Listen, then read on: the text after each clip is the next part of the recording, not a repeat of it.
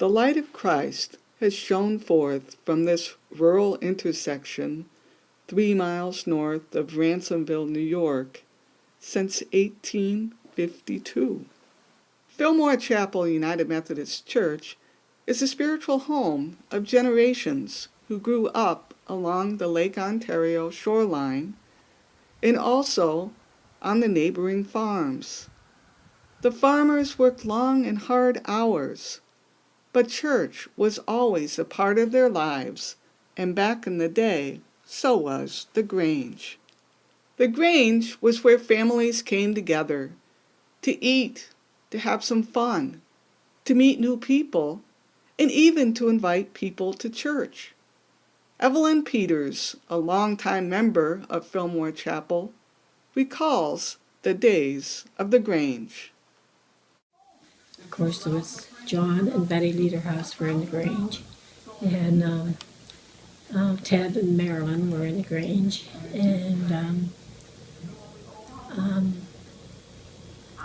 trying to think of who else. Oh, well, Milton Porter was a Grange member. All the farmers around. We weren't farmers, but we were invited to go to be in Grange too, so we did that. But we always had dinners and everything, and so I was kind of in charge of calling people and asking for donations, which, because they said nobody would turn me down, but they did. Yeah, they did. And I don't know, it's just, it was just a friendly, really friendly group. And I met people in Ransomville that I wouldn't have known otherwise.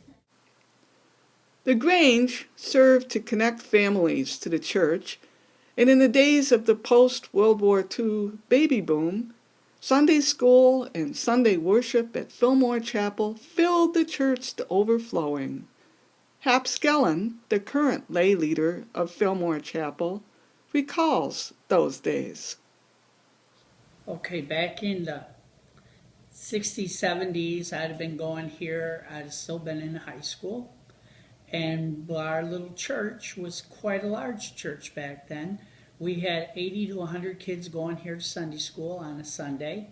There was Sunday school classes in the summer. If you drove by, we did Sunday school in the summer.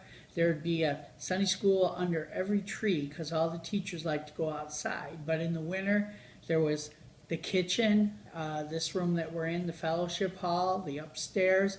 I think there was 4 classes in the fellowship hall, and we even had a table set up back by the coat rack during Sunday school, and then it came down for during church. But we're back when the families were farm families.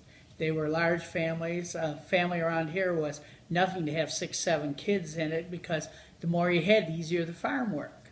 And they were all brought up in the family, so there was a lot of picnics here. There was a lot of get-togethers. It wasn't boom, bang, boom, in the door, out the door, because we have something else to do. It was family time. Population in the area reached a high in the late 1960s, early 1970s, and since then, the area, like many others, has experienced a downturn as manufacturing jobs have gone elsewhere and small businesses and family farms have ceased to operate.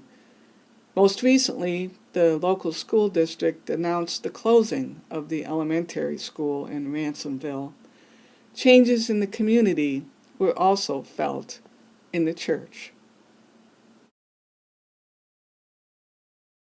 The church slowed down, and then it went into a survival mode where could they pay their bills? There was even rumors around that time that the conference wanted to close this church, and it went into that mode where let's just pay the bills and keep our doors open. And that kind of slowly, people passed away and no one came in to join the church. No one even came to check us out, to see what we were about. And we had the opportunity to go on our own, so we hired a part-time minister, and that's what we thought would be the best for us. And then on top of that, we got our First Lady minister we did not know about till the night she walked down the stairs. And it's probably the best move that's happened. We have gone from the mode of being a survival group to going outside the church. We do so much outside the church now. Don't go to church, be the church Sundays. Find members of Fillmore Chapel out in the community, helping others, stacking wood,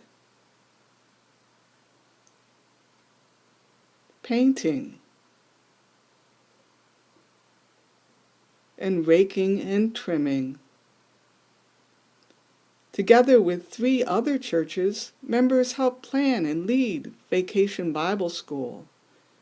And the church took the lead in revitalizing Ransomville's Lighting of the Wreath celebration. And twice a month, a worship service is held at a local assisted living residence.